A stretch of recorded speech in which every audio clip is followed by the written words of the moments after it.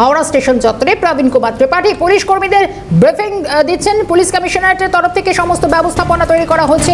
Howrah city police commissioner প্রবীণ কুমার ত্রিপাঠী তিনি পৌঁছে গিয়েছেন, কারণ আজকে নবান্ন অভিযানে ডাক দেওয়া হচ্ছে। নবান্ন অভিযানে অত্যন্ত কড়া নিরাপত্তা, সকাল থেকে তৎপরতা নজরে এসছে। পুলিশের যে ব্যবস্থাপনা সেগুলো খতিয়ে দেখছেন হাওড়া স্টেশন চত্বরে। এই মুহূর্তে পৌঁছে গিয়েছেন প্রবীণ কুমার ত্রিপাঠী, সমস্ত ব্যবস্থাপনা খতিয়ে দেখছেন, পুলিশ কর্মীদের ব্রিফিং করছেন পুলিশ কমিশনার। এবং তার আগেও আমরা দেখেছিলাম যে বিভিন্ন ধরনের মাস্ক ব্যবহার করছে পুলিশও। অন্তত আজকের নবান্ন অভিযানে অনেক বেশি বাড়তি সতর্ক হাওড়া সিটি পুলিশের।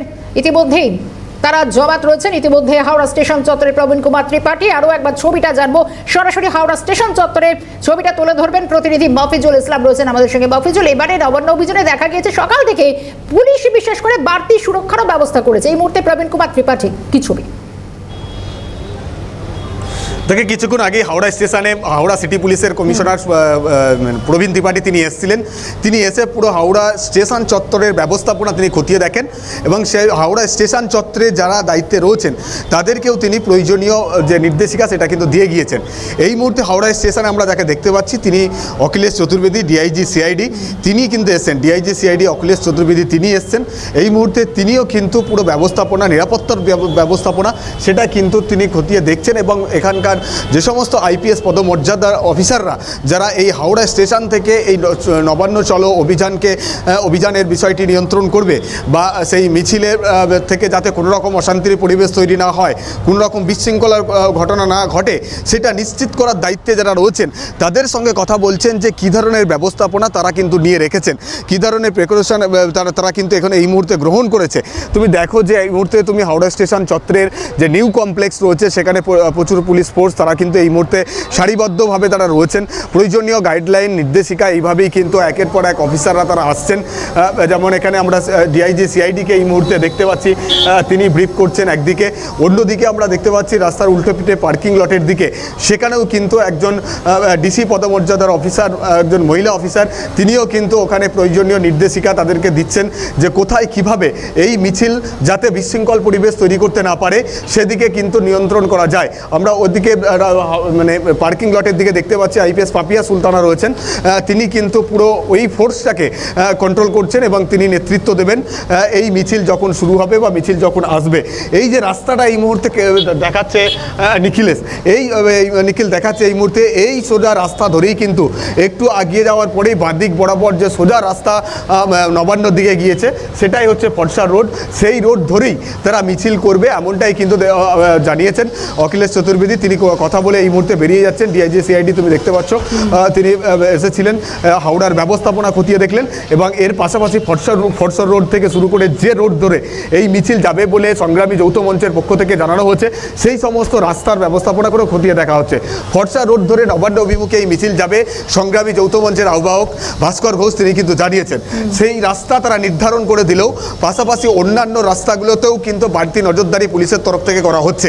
ময়দান চত্বরেও ব্যারিকেড করা হয়েছে, কারণ অনেক আন্দোলনকারী যারা এই মিছিলে যোগ দেবেন তাদের মধ্যে অনেকেই হয়তো মেট্রোয় করে আসবেন। সেক্ষেত্রে কিছু আন্দোলনকারী যদি ময়দান মেট্রোতে নেমে ওইখান থেকে মিছিল করার কোনো চেষ্টা করে তাহলে তাদেরকে আটকানো হবে ময়দান এলাকাতে, সেই রকম ব্যবস্থাপনাও করা হচ্ছে। তুমি জানো যে মঙ্গলাহাটের ব্যবসায়ীদের পক্ষ থেকে ইতিমধ্যেই কলকাতা হাইকোর্টে মামলা করা হয়েছিল যে বারবার এইভাবে নবান্ন অভিযানের জেরে তাদের ব্যবসায়িক ক্ষতি হচ্ছে।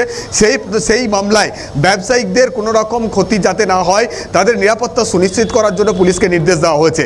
এই নির্দেশকে কাজে লাগাচ্ছে হাওড়া সিটি পুলিশ, যে হাইকোর্টের এই অর্ডার মেনে যদি দেখে যে তারা মিছিল করছে অনুমতি না থাকা সত্ত্বেও, তাহলে তার যাবতীয় ভিডিওগ্রাফি পুলিশের তরফ থেকে করা হবে। যে নবান্ন চলো অভিযান আজকে গ্রহণ করা হয়েছে সংগ্রামী যৌথ মঞ্চ বা বঞ্চিত চাকরি প্রার্থী বা চাকরিহারাদের ঐক্য মঞ্চদের তরফ থেকে, তাদের পক্ষে থেকে যখন এই মিছিল হবে সেই মিছিলের সমস্ত ভিডিওগ্রাফি পুলিশের পক্ষ থেকে করা হবে এবং সমস্ত কিছু তারা ছবি করে রাখবে, যেটা ভবিষ্যৎ পরবর্তীতে তারা হাইকোর্টের কাছে তুলে ধরবে যে তাদের অনুমতি না থাকা সত্ত্বেও এই ধরনের মিছিল করে তারা কিন্তু এগিয়েছে। এবং যদিও এই যে হাওড়া স্টেশন যেখান থেকে মিছিল শুরু হওয়ার কথা সেখান থেকে 1 কিলোমিটার দূরেই ফটসার রোডে একটি ব্যারিকেড করা হয়েছে পুলিশের তরফ থেকে, যে ব্যারিকেড 10 ফুট উচ্চতা বিশিষ্ট এই ব্যারিকেড, সেই ব্যারিকেডকে টপকে তারা যাতে কোনোভাবে যেতে না পারে সেখানে কিন্তু আলাদা ব্যবস্থা পুলিশের তরফ থেকে করা হয়েছে। কিছুটা মিছিল অবশ্যই তারা হয়তো পুলিশের পক্ষ থেকে করতে দেওয়া হবে, সেটা হাওড়া স্টেশন থেকে 1 কিলোমিটার দূরে ফটসর রোড পর্যন্ত, তারপরে কিন্তু সেই মিছিল নিয়ে কিন্তু এগোতে দেওয়া হবে না, এমনটাই ব্যবস্থাপনা কিন্তু পুলিশের পক্ষ থেকে করা হয়েছে। এবং সেই জায়গা থেকে দাঁড়িয়ে ফটসর রোডকে মিছিল ব্যারিকেড টপকে যদি যাওয়ার চেষ্টা করে তাহলে সেক্ষেত্রে পুলিশের তরফ থেকে তাদের সমস্ত ভিডিওগ্রাফি করা হবে, যে ভিডিওগ্রাফি তারা পরবর্তী সময় আদালতের কাছে পুলিশের তরফ থেকে পেশ করে এই মিছিলের সম্পর্কে তথ্য তুলে ধরবে হাওড়া সিটি পুলিশ, যে অনুমতি ছাড়া কিভাবে তারা এই মিছিল করেছে তার সমস্ত ডকুমেন্ট পুলিশ তারা কিন্তু করে রাখতে চান। এই রকম পদক্ষেপ আপাততভাবে আমরা পুলিশ সূত্র থেকে জানতে পাচ্ছি। তবে এখনো পর্যন্ত যারা এই মিছিল করে নবান্ন অভিমুখে যাবে তাদের পক্ষে কোনো আন্দোলনকারীকে হাওড়া স্টেশনে এই মুহূর্তে আমরা দেখতে পাচ্ছি না। আর কিছু সময় পরে নিশ্চয়ই একে একে তারা আসবে, যেটা জানা যাচ্ছে 11টার পর থেকেই এখানে তাদের জমায়েত শুরু হবে, আর 12টা থেকে নির্ধারিত সময়ের মধ্যে তারা মিছিল কিন্তু এগিয়ে নিয়ে যাবে। সেই কারণেই কিন্তু তারাও যেমন প্রস্তুতি নিচ্ছে, আমরা দেখলাম ডিএ মঞ্চে একাধিক এরকম যারা আজকে মিছিলে যোগ দেবেন তাদের মধ্যে সংগ্রামী যৌথ মঞ্চের সদস্যরা রয়েছে, সরকারি কর্মচারীরা রয়েছে, ঠিক তেমন বঞ্চিত চাকরি প্রার্থী বা চাকরি হারা জানার চেষ্টা করি, কারণ ইতিমধ্যেই যে চাকরি হারা যারা সংগ্রামী যৌথ মঞ্চ তারা আজকে এই মিছিলে হাঁটবেন বা নবান্ন অভিযানে করছেন, তারা অনর মনোভাবে রয়েছেন, কিন্তু এদিকে মিছিলের কোনো অনুমতি নেই পুলিশের তরফ থেকে। এদিকে তাই কি সব ধরনের অতিরিক্ত ব্যবস্থাপনা সেরে রেখেছে, প্রস্তুত রয়েছে পুলিশ?